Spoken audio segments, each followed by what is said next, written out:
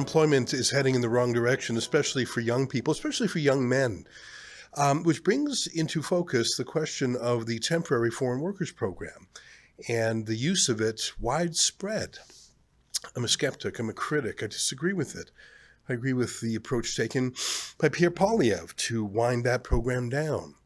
But others have a different point of view, including our next guest. Her name is Christina Santini. She's the Director of National Affairs for the Canadian Federation of Independent Business. And we're going to have a good discussion now. I know the CFIB stands up for its members who are employers of independent business, and I can understand where they're coming from. But let's have a good, hearty conversation with Christina. Welcome to the program. Thanks very much for being here.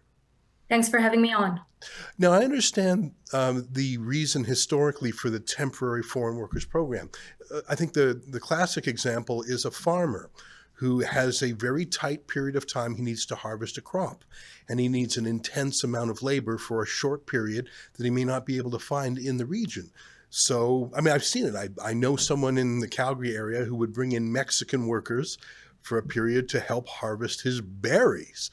And it sort of made sense, because could he really find enough manpower for that brief period of time? But I think that the program has changed, and now there really is no job that a temporary foreign worker cannot have in this country, so it appears. The number of temporary foreign workers has skyrocketed, and I believe it's deleterious to Canadian citizens, especially young Canadian citizens who want to get in on the job market. So that's my take. Christina, can you tell me if I've got a fact wrong, if any of my arguments you think aren't up to snuff? Do you disagree with what I've said? Give me the point of view of your members and of your organization, because I really feel strongly about this, but obviously you guys have a different opinion. So we have members across the country and across all sectors, and some of them, very few, just like in the Canadian economy, very few of them do resort to temporary foreign workers program. What we need to give credence to the program, though, is that it is designed to sort of open the tap and close the tap. And so to reflect local labor market needs, and it is the immigration program that reflects local labor market needs the most, because all the hoops that employers who do turn to it have to jump through. So the question that could be raised is more, are those hoops truly doing what they need to be done? Are they working well? For example, employers have to demonstrate that they've actively recruited. And what we're hearing from employers who've had to turn to those programs is, we tried to recruit locally. They're not applying for the positions we've had. They're not showing genuine interest or coming to the interviews. And so that's part of the issues that they have, is if they're turning to the temporary foreign worker program, it's because they haven't had any luck or any opportunity to find Canadian labor, and they would rather hire Canadian. But those Canadians just aren't lining up for the jobs on offer as they are on offer. I want to put a different point of view to you. I think that because everyone is doing it, I mean, you can't go to a fast food restaurant or a drive-through or a lot of retail companies without there being a temporary foreign worker. And so it's sort of like a mutually assured destruction. Everyone's doing it, so everyone has to do it. It's like an arms race, if I may. So, I mean, I know a franchisee who has several Tim Hortons, and he tells me, I mean, this was a while ago, he told me this, that he just simply couldn't compete without it. And what he meant was he couldn't compete with the other drive-thrus. He couldn't compete with the other restaurants because everyone's doing it.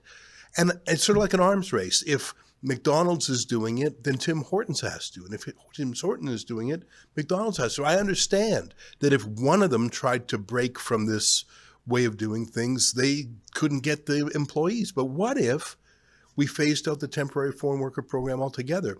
So the only people who could apply to work for Tim Hortons were Canadians.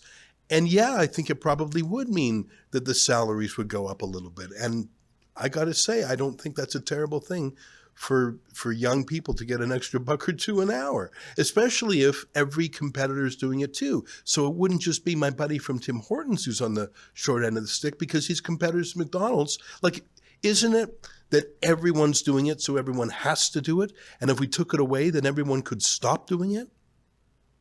you have to take into consideration the scope of the TFWP. Not everyone is doing it. That is a myth. It is barely 1% of our total labor force. So no, not everyone is doing it. The person that may be serving you may not necessarily be a TFWP. They may be an international student. They may be a recent immigrant to Canada. So don't presume based on certain attributes that the person serving you is necessarily a TFWP. With regards to, and that's one of the key things, is everyone is hating the TFWP when it's actually a fraction. And remember, it's the most targeted programs to local labor market needs. It is a fraction of all immigrants that are being let in. Most of the immigrants are coming in under the student program or under the international mobility program. So it's sort of a distraction game. It's a smoke and mirrors game. So that is one thing that I'd like to call attention to. The other element is that it presumes that Canadian workers are there for those jobs. And ESDC's own evaluation has articulated that it is not a question of wages. And even our members, when we previously surveyed them, 80% had tried to raise wages, and only 15% stated that it helped them recruit locally. It's not the factor of success. What is difficult about the positions being filled is that they are often in rural and remote areas. They are not atypical work schedules, so evenings, weekends, early morning shifts at like 5 a.m. Not necessarily jobs Canadians are lining up for. And they're often very physically demanding, and we have a highly educated workforce. Again, the key question we need to ask ourselves is, are Canadians actually wanting to have the positions that are being filled? And if so, why aren't they already applying for it? And it's not a question of wage. The other element about wage, and this needs to be noted very closely, is businesses aren't government. They don't have deep pockets and the ability to go on into deficits exponentially. They're not big multinationals that have also deep pockets because they can raise financing very quickly, or they can be creative with losses. They have small margins, small levels of capitalization, increasing wages to the extent that may be required to actually attract domestic labor and stable domestic labor is something that will end up affecting consumers. You said a lot of things there. One of them I think is probably spot on, where you say I may be confusing the foreign national at my drive-through for a temporary foreign worker when in fact they might be an international student here on that kind of visa. And I take your point, but if that is true, and I think it very well could be. In fact, I know a particular student who is working and he's foreign, so there's really no difference. That's a foreign national as well, and I think that just like, and I think in fact, in some ways there's even more abuses there. I forget the exact stat for the number of international students in Canada. I think it's over 1 million now. And it's such a staggering number. And if those folks are in the workforce as well, you don't just have the official temporary foreign workers competing against Canadians, you now have all those foreign students. So I think you're pointing out another problem. I don't think it takes away, in my mind, from the fact that the temporary foreign workers program itself is also a problem. But I just think that, I think back to how it was when I was a kid. And yeah, all those crappy jobs were the jobs kids wanted. That was the first job on the first rung on the ladder of life. And I think to other countries where I've been, where they have very modest immigration, and it is their nationals who have those entry-level jobs. And there's a dignity to it, and everyone understands it. I think that it's a little too easy for employers to say, no one wants these jobs. We can't get Canadians off their couches to do this. I think it's too easy to say that. And again, it's because there's just so many foreign workers here. I don't know. I don't think you've convinced me that temporary foreign workers are a good thing. You've just added to my stress by reminding me that foreign students can work here too. If I may, I mean, this is about the temporary foreign worker program, and that's one of the things that I would like to circle back to. Namely, and one of the points we haven't touched on yet is the fact that they complement each other, right? And it is something that's being lost in this debate. So oftentimes we're saying, and you've referenced, they're taking Canadians' jobs and they're taking Canadian youth's job. The reality and some of the things we're hearing from our members is they enable them to keep Canadian jobs. We actually have surveyed our members and small business owners who have used the TFWP over the past 2 years, and we've asked them, has this enabled you to keep your doors open and to hire Canadians? 56% of them said yes. We asked them with the recent restraints, because the Liberal government did introduce restraints to the TFWP. Those are working its way through the system. They're applying to new LMIAs, so previously approved LMIAs. They've already been vetted under the old systems, but the new ones. And so that's the whole thing about how many work permits were approved. It will take time for the Liberal policies to really see results because it's applying to new LMIAs. So going back to that element, we do know that 90% of them feel like they won't be able to retain or their current workers, and about 1 in 5 fear that if they can't retain their existing workforce, and we're not necessarily talking about just recruiting, we're talking about retaining the people they already have, they may have to close. And so in closing, because remember, foreign workers can only represent between 10 and 30% of the workforce of a specific employer, you're also talking about more job losses. You're talking about Canadians potentially losing their jobs. So we need to consider that in the whole element, and that's why there's a need for an LMIA assessment. That is why that process, which doesn't exist under the International Mobility Program, the LMIA process is important and there's value to it because the employer has to demonstrate there's going to be a positive impact to the labor market. Government employees are supposed to be going through and saying, is this actually going to help keep jobs or retain jobs in Canada? And have they done everything they can to recruit? By scrapping the TFWP, you're not even allowing employers to make that case. Just for our viewers, LMIA, if I'm not mistaken, that's Labor Market Impact Assessment. It sure feels like they're gaming that system. I recently found an online database that's searchable by map and by geography. There's thousands and thousands of these temporary foreign worker job help wanted, basically, ads. And so many of them are I just started going through them and seeing the different jobs there. And they were urban jobs, often in restaurants or retail. I actually saw one job that was for a psychiatrist that paid up to $400,000. It was very confusing to me because on the one hand you had like that job, and on the other hand you had jobs basically undercutting minimum wage, those starter jobs that teenagers would take.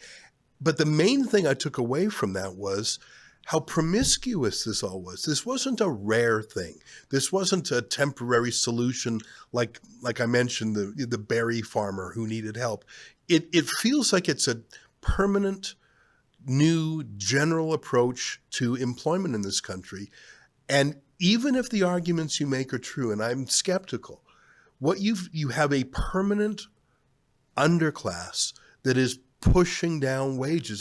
Even Premier Eby, the communist premier of British Columbia, has acknowledged that this is depressing employment opportunities for British Columbians. I think even if your employers that you represent are right, that they need it, I would say, well, of course they're right, because it's in their interest to reduce wages. I just think that we have a permanent underclass now of exploited foreign workers, and that's maybe in the interest of an employer to pay a few bucks an hour less, but I just don't think that socially and culturally and economically it helps anyone else. I don't know. Maybe I'm starting to sound like a communist myself.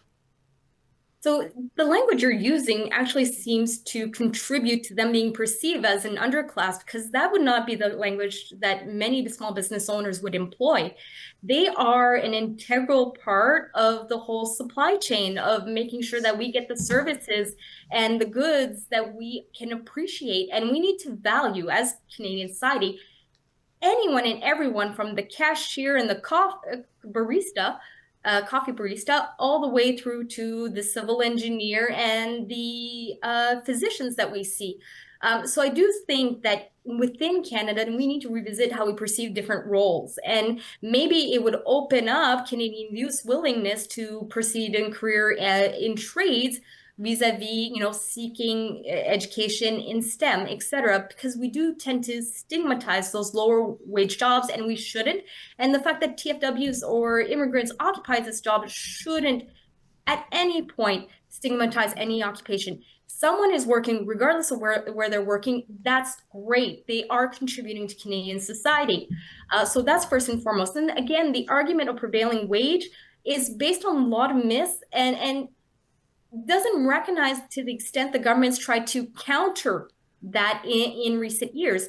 For example, there's a prevailing wage requirement when you're hiring someone through the temporary foreign worker program. Again, that is the program that Poilievre is saying he wants to get rid of. And there are so many requirements in that program that actually tries to mitigate all these myths that people are saying that's taking Canadian jobs. Well, Canadians would have had the chance to apply. They would have had a chance to see the conditions as they are being presented to the foreign workers. They have to pay the prevailing minimum wage. That is, or sorry, prevailing wage, not the minimum wage, prevailing wage. What is that? That's the median wage for the occupation in the region, which is often higher than the minimum wage. That is what they need to advertise if they want to have access to the LMIA, and that's what they need to pay. And then afterwards, once you've, done all of those, jump through those hoops, if you do happen to have a foreign worker that comes, because many LMIAs are approved and never actually have a foreign worker come into the country because the work permit is not approved or the LMIA expires before identifying the right talent. If you do have them come, you are subject to the employer compliance regime. So not only do they have provincial or federal labor codes, they have the Canadian government, ESDC and IRCC that can come in and inspect and ensure that you meet the terms and obligations. How often does that happen? It seems to me our entire immigration process has moved away from any sort of enforcement. Deportation orders are no longer even a thing. There are no in-person meetings now for migrants to our country. How often, can you cite a number? How often is a temporary foreign worker investigated and found against? Like, is it even 1 in 1,000? Like, it seems to me that abuse is the name of the game. I see little TikTok videos of foreign nationals teaching fellow foreign nationals how to game the system on everything from LMIAs to how to use food banks instead of paying for groceries. Like, I feel like the whole world is looking at Canada and thinking, those guys are chumps. Don't go to America. They'll kick you out. I think that we are the soft touch. Trudeau fired that starter pistol with his tweet in January 2016. Like, let me challenge you a little bit there. You say that this is regulated and inspected. I'm very skeptical about that. Like, it would even 1 in 1,000 of these be overturned? So let's foremost address some of your comments you made about the TikTok videos and things like that, and even earlier on about offers and wondering if they were unscrupulous. There are likely some unscrupulous actors there, and even small business owners would want to see the tap turned off on them. And what we're saying is, as you're turning the tap off on them, note that there is still a genuine need. And, for those individuals that are compliant with the law, that access to the program should be maintained. But go after those few unscrupulous individuals, right? Go after those that are clearly abusing the system, potentially entering into human trafficking and not acting according to the law. Those individuals shouldn't be tainting the whole program or tainting Canada's reputation, which is of great concern, at the expense of the others. So the government does need to enforce the rules that are in place, because they are there. And that's ultimately the key thing, is that they do have the rules there. Now, to what extent are they enforcing them? I admit I don't have off the top of my head the number of inspections they undertook in 2024, but I do know the compliance rate was over 94%. So that is something to keep in mind, is the vast majority of small business owners, they are being compliant. They are paying what they're saying they're going to pay. They are treating their employees. We've gotten comments from members saying, like, especially farms and in agricultural sectors, they often have seen the same workers come back to their farms for over a decade. And they say, if I was mistreating my employee, that employee would not be coming back every single year. I treat them like they're family members. I make sure they've got good housing, that they're fed, that they've got social activities, and that they're treated respectfully in the workplace. So that's the other thing we need to consider is if these foreign workers are coming back on a recurring basis, particularly for seasonal, you are talking about that being an indicator of the fact they're not that badly treated. That doesn't mean there aren't bad actors, but you need to recognize there are also some very good actors in the system. You know, I was reading a tweet by a Sikh Canadian who was saying that some companies who use the temporary foreign workers program, the workers actually pay the company kind of a bribe or a shakedown or a commission. They pay to get the job, that it's sort of a fake job, and the whole thing is a sham, just a way to immigrate to Canada.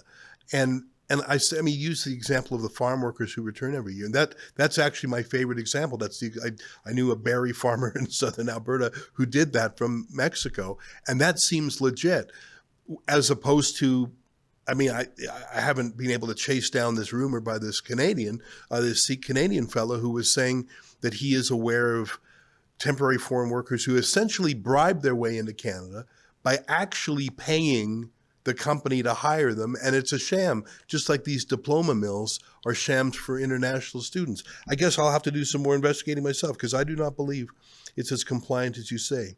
Let me make a final comment, and then I'm going to invite you to sum up your case, because I'd like to stop for a second and say thanks to you for coming on, because I know I'm peppering you with some objections and questions, and I think you're doing a pretty good job of making the case for your company, your organization, the Canadian Federation of Independent Business. And you're doing a good job for them. I mean, it is in the interests of business people to reduce labor costs. I just don't know if the broader social consequences are being borne.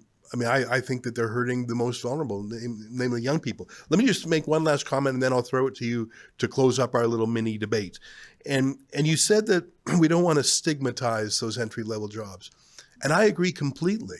I don't think I look down on those entry jobs at all. In fact, I look back quite fondly at my own life when I had them. And when I'm in places in the world where they do not have mass immigration, I'm blown away by indigenous people. Like I was in Switzerland or I was in Romania, places where immigration is much more modest. And to see native Swiss or native Romanians doing work that we have marginalized. We have marginalized it by saying we're going to bring in foreign workers.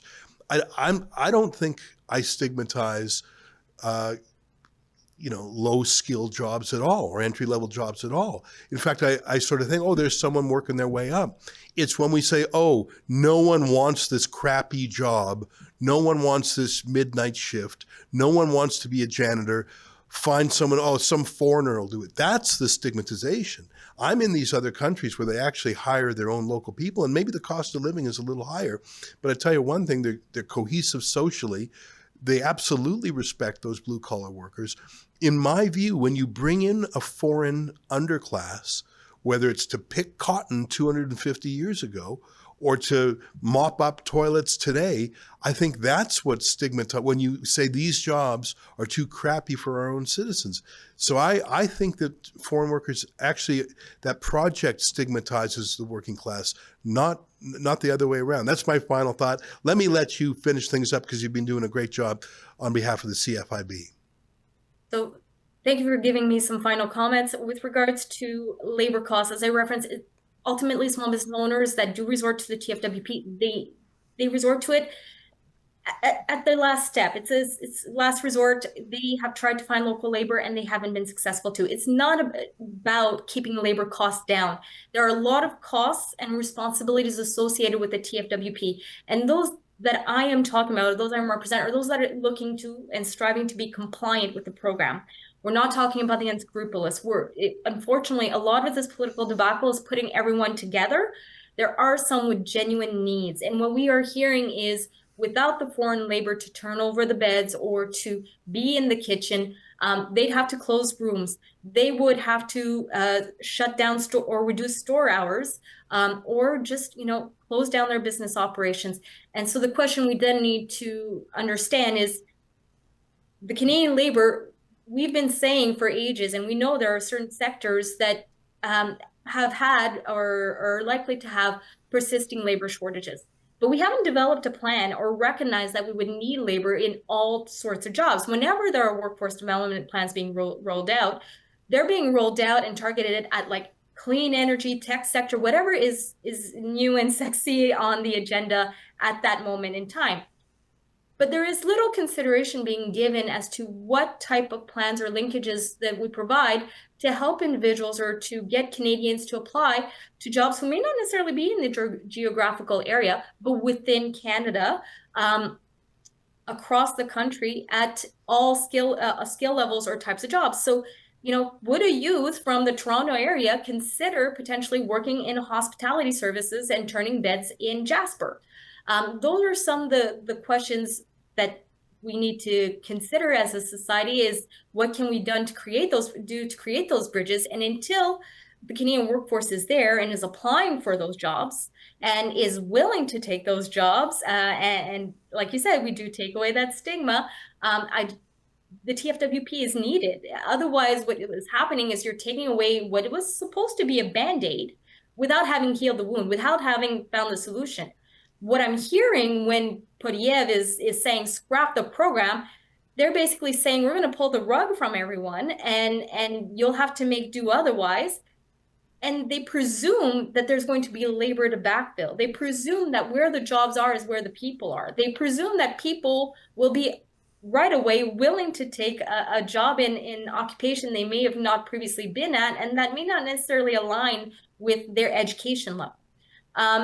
That's a lot of presumptions. And I think it gets to that much later on. And as I referenced, even an ESDC evaluation of the program or of Canadian society overall identified that the main reasons Canadians aren't taking the jobs on offer that are being posted under the TFWP is not wage. It's actually the location, it is actually the working conditions, and it is actually the labor intensiveness of the job. So those are some of the things to keep in mind, as well as, are Canadians going to be taking shifts that are overnight? Are Canadians going to be taking shifts that are in the weekends, that may not have traditional daycare services available?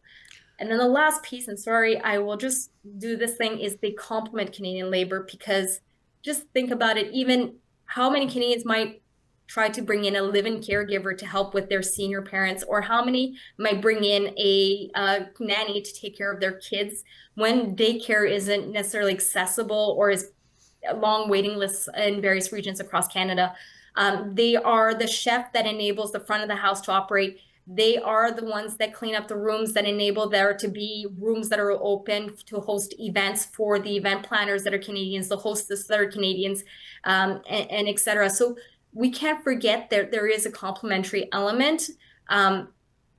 Right now, the Canadian labor is not in those positions. We're applying for those positions that are being sought to be filled through the TFWP.